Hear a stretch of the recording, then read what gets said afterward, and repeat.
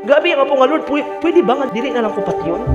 Pwede ba, Lord, nga take away this cup from me, Lord? You know what?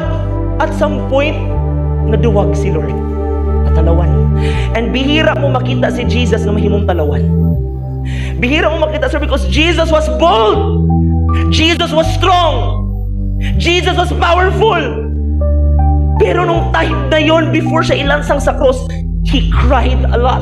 Nihilak siya, Lord, pwede ba wag na lang? Because even si Jesus, nahadlok siya sa iyang kinabuhi.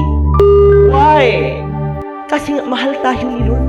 He loved us to the point that He's willing to risk His own life just to save us. Pero dili ninyo masabdan because you never had a good relationship with the Lord.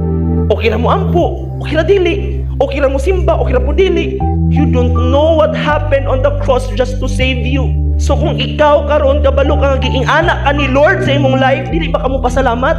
Dili ba kamo simba? Dili ba kamo luhod nga, Lord, salamat, ako dapat ang mubayad at ako dapat ang namatay sa cross. Ako dapat ang gapasan ani tanan. Pero Lord, ikaw lahat. Ikaw lahat. Why, Lord? Ang reply ni Jesus simple lang, because I loved you. Kindi ko gusto nga ikaw rin mo pasan ana. I want to help you. Kindi ko musugot na mawala ka sa ako ang presensya. I want you in my life.